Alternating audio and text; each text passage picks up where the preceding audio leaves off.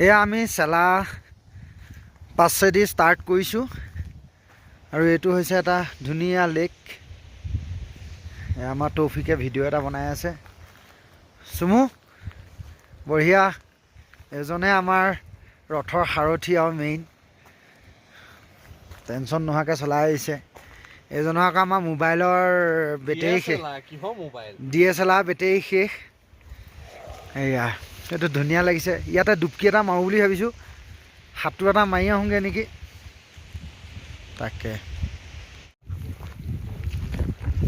এয়া আহি আমি চেলা পাছ পালোহি। আশিষ, ঠাণ্ডাটো কেনেকুৱা লাগিছে? ঠাণ্ডা মানে মই যে নাই যে ভৰিত একো দেখিছে নাই ঠাণ্ডা। অঁ, ঠাণ্ডা মানে হাড় কঁপোৱা ঠাণ্ডা। আমাৰ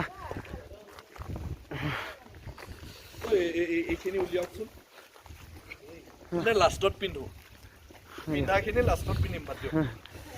হাত চেঁচা কৰি দিছে। টয়লেট খুলিছিলে এইটো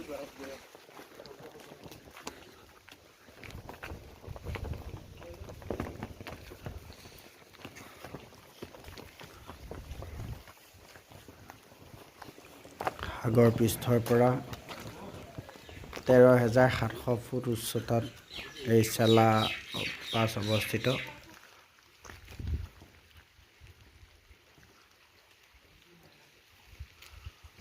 আপোনালোকে তেজপুৰত কোনোবা আছে নেকি? যিটো যে জয়মতী হেৰিটো যে আছে যে সেইটো আমাৰ খুৰাহঁতৰ হয় নি? জাষ্ট ডিলাৰটোৰ বেক চাইডে যিটো ঘৰ লাগি আছে খুৰাহঁতৰ ঘৰ মানে। কিবা ক'বা নি টপিক? যথেষ্ট ঠাণ্ডা পৰিছে। অঁ, আৰু টুপিডাল আনিব লাগিছিলে, নানিলোঁ। ফেন নি এইটো? এইটো অৰুণাচলৰ আৰ্মি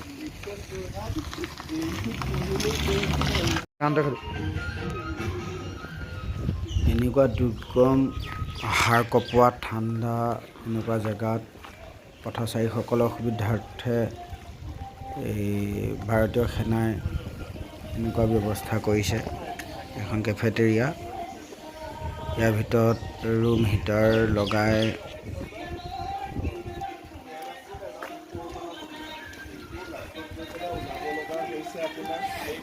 বাহিৰত ঠাণ্ডা। এইখন এখন কেফেটেৰিয়া, গান বজাই থৈছে, এখন ধুনীয়া লাগিছে।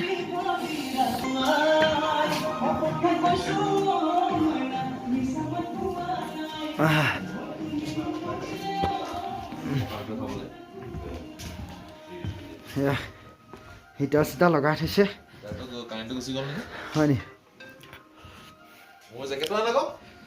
অঁ, আনিছোঁ ৰ।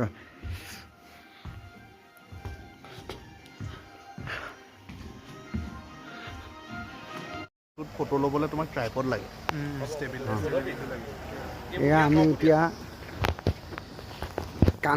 কুন্তি পালোহি, পাহাৰ মাজৰ এখন কুন্তি হোটেল, চেঁচা, ৱেষ্ট কামেং ডিষ্ট্ৰিক্টৰ।